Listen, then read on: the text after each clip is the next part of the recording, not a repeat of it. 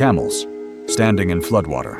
In the Arabian desert, the driest inhabited region on Earth, drowning. In 2024, Dubai received 18 months of rain in 24 hours. Streets became rivers. The desert became a lake. Across the Arabian Peninsula, rainfall exceeded typical El Niño years by 40%. Riverbeds that hadn't seen water in a century suddenly carved new paths through the sand. And on the highlands, something even stranger, purple wildflowers carpeting landscapes that should be nothing but rock and dust. But here's what the headlines aren't telling you. 2,700 years ago, a prophet wrote something about Arabia. Something specific, something almost no one talks about anymore. Isaiah 21, verse 13. The burden against Arabia. What did Isaiah see that we've been missing? When Christians hear desert blooming, one verse comes to mind. Isaiah 35. The wilderness and the dry land shall be glad. The desert shall rejoice and blossom. It's on wall art. It's in worship songs. It's the go-to text for hope in desolate places. And when we picture it, we picture Israel, the Negev, the promised land turning green. This interpretation isn't wrong, but it's incomplete. Isaiah didn't write in a vacuum. His world stretched beyond Jerusalem's walls. To the south and east lay Arabia, land of caravans, incense traders, powerful desert tribes, nations the prophets knew by name: Kedar, Dedan, Sheba. These weren't mythical places. They were neighbors, trading partners, sometimes enemies. And the Bible has far more to say about them than most of us were ever taught. Now, something strange is happening in that ancient land. Rainfall records shattered. Flash floods roaring through valleys that haven't seen water in generations. Saudi Arabia planting 10 billion trees. Cities being designed around gardens in the middle of the desert. The transformation is so dramatic, you can see it from space. But what if the forgotten prophecy isn't just about pretty flowers? What if Isaiah, and Ezekiel after him, described a specific transformation? Not just ecological, but economic, political, strategic. A transformation that positions Arabia for a role most have never considered.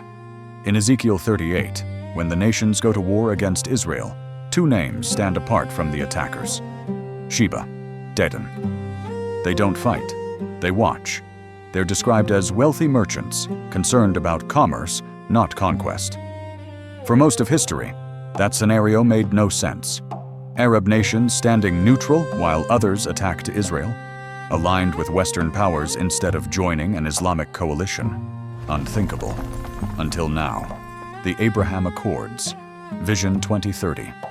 A Saudi Arabia pivoting away from oil toward tourism and technology, building relationships that would have seemed impossible a generation ago. The wealthy, Western-aligned, neutral Arabia that Ezekiel described. It's being built right now. And we need to understand why.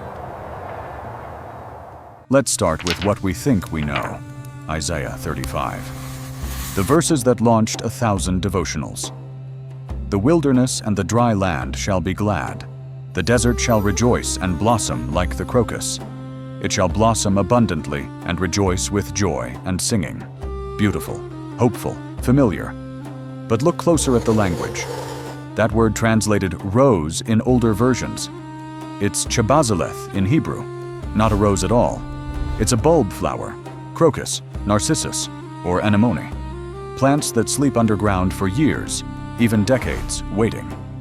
Then the rain comes, and they explode into color overnight. That's exactly what satellite imagery is capturing right now across the Arabian highlands. Dormant seeds awakening, carpets of purple and white spreading across landscapes that looked dead just months before. Traditionally, interpreters approach Isaiah 35 in one of two ways. Some see it as metaphor.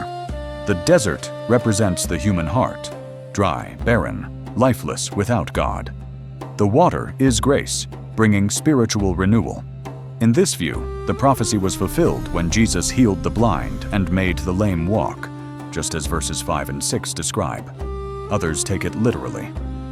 When the Messiah returns and establishes his kingdom, the curse on creation will be lifted. Israel's deserts will physically bloom. The land will be restored to Eden-like conditions. Both views have merit, but both share an assumption. This is about Israel, about the Negev, about there. But look at the text again. The glory of Lebanon shall be given to it, the majesty of Carmel and Sharon. Lebanon, Carmel, Sharon. These are northern places. Their glory flows south. The prophets saw regions, not just political boundaries. Their vision swept across landscapes, not just nations. And here's what's fascinating. The same greening phenomenon isn't confined to Israel. Satellite vegetation indices show it spreading across the Arabian Peninsula too. The Negev is blooming, but so is the Hejaz. So are the highlands of Saudi Arabia.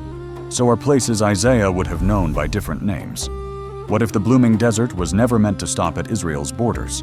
What if the same prophetic pattern is unfolding next door, in Arabia? But prophecy without evidence is just poetry. So what does the data actually show, Willie? The numbers are staggering. In 2024, the Arabian Peninsula received 40% more rainfall than even strong El Niño years typically produce. Dubai, a city built on the assumption of perpetual dryness, was paralyzed when 18 months of rain fell in a single day. Highways flooded. The airport shut down. People posted videos of fish swimming through shopping mall parking lots. This wasn't an isolated event. Across the region, the same pattern repeated. Oman, Bahrain, Saudi Arabia. Flash floods roaring through valleys called wadas. Riverbeds that exist on maps but hadn't carried water in living memory.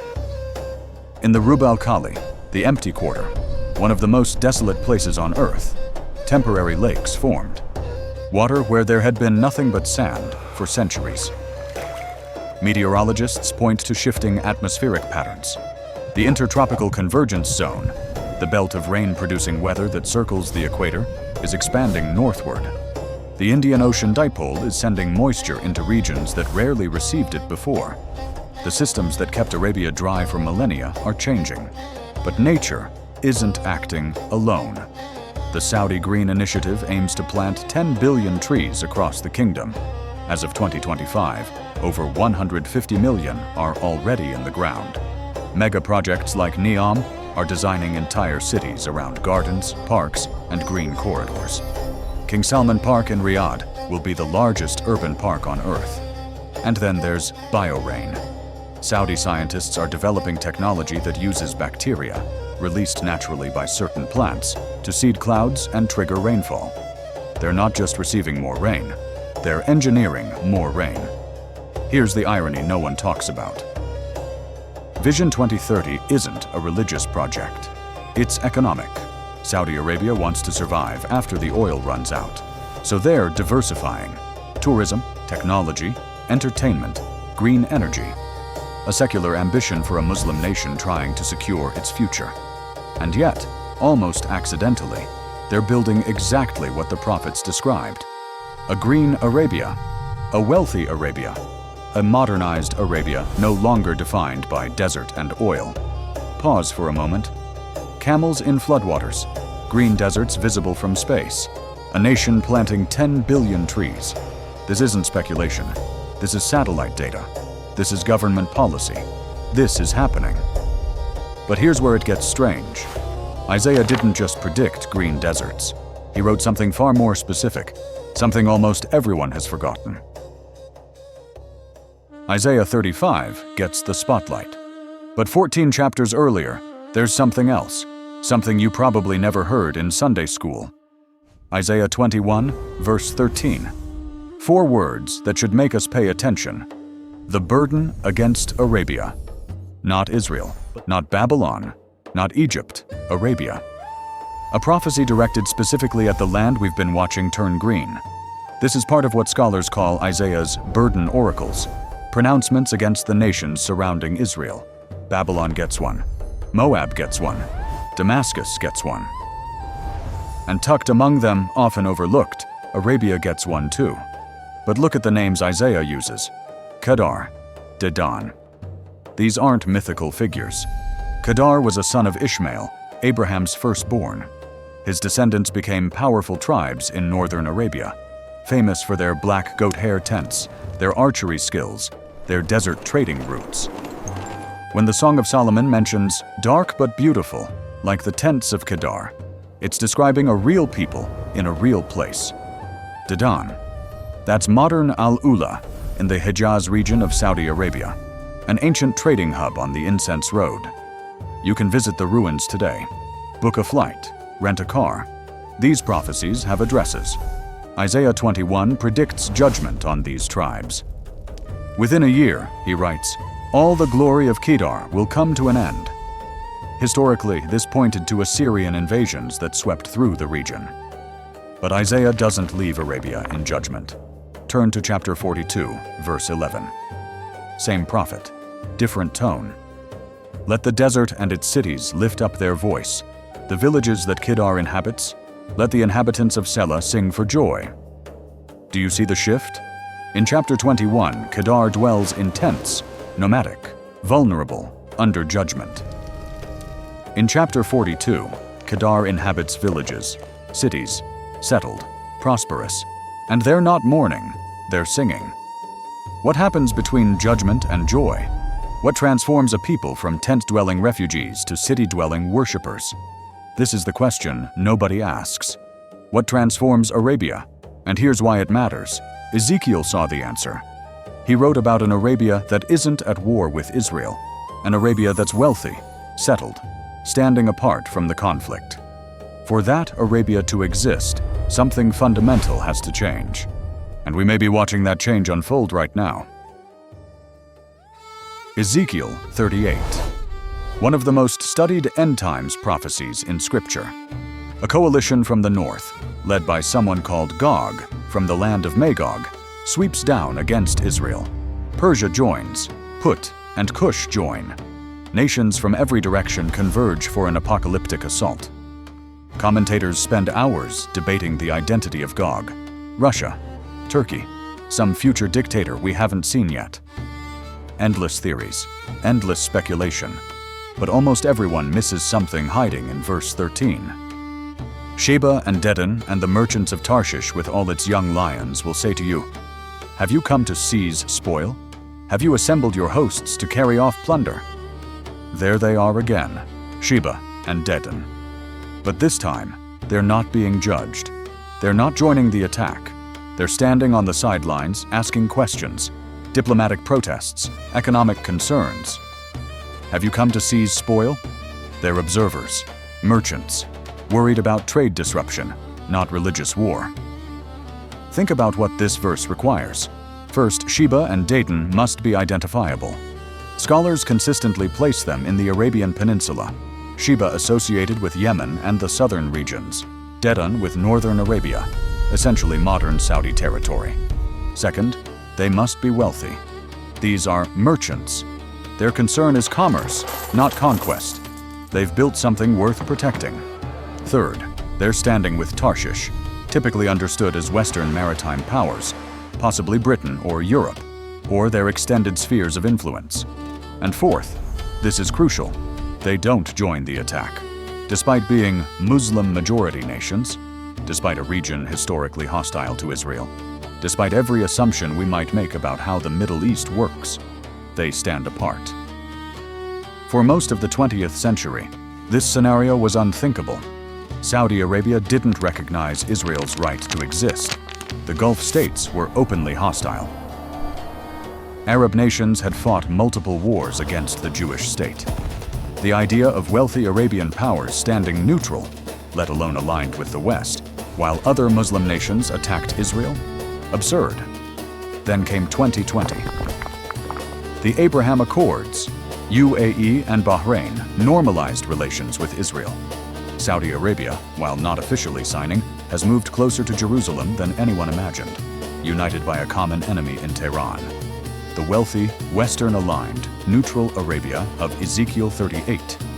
It's not future speculation anymore. It's forming in real time. Let that settle. A prophecy written 2,600 years ago.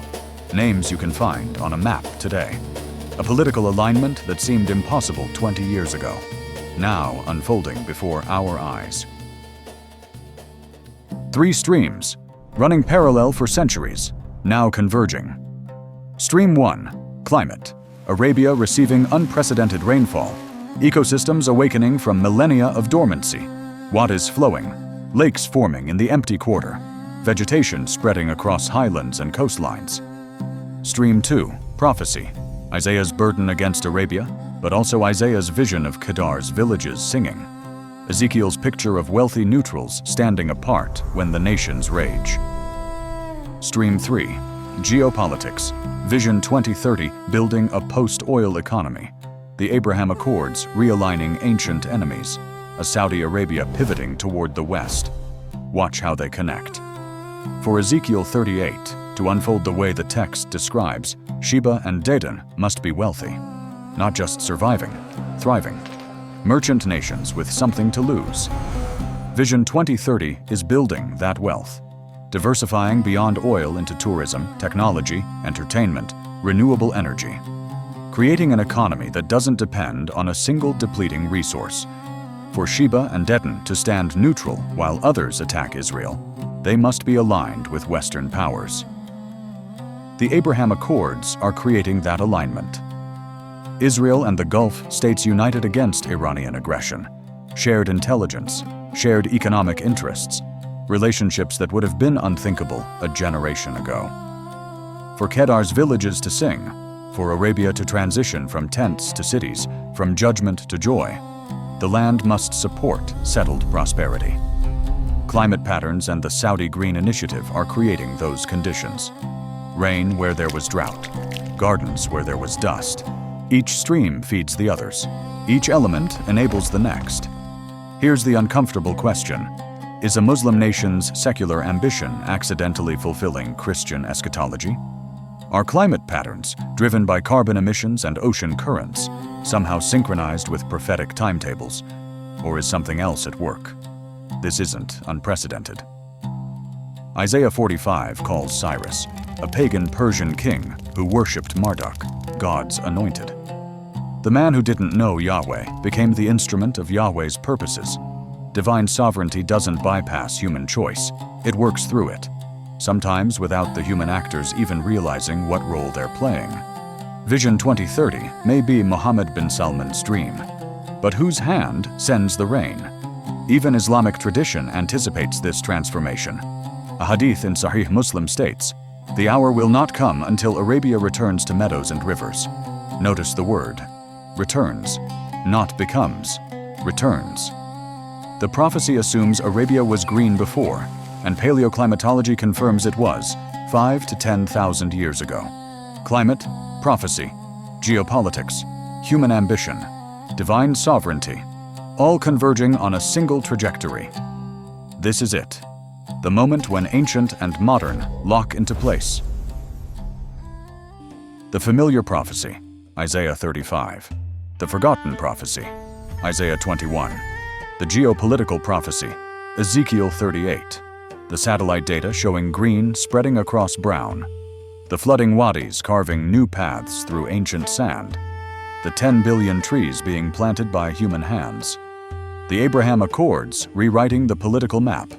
The post-oil pivot transforming an entire nation. Kedar's transformation from tents to cities. Dedan's rise as a wealthy trading hub. Sheba's emergence as a neutral power. They're not separate stories. They never were.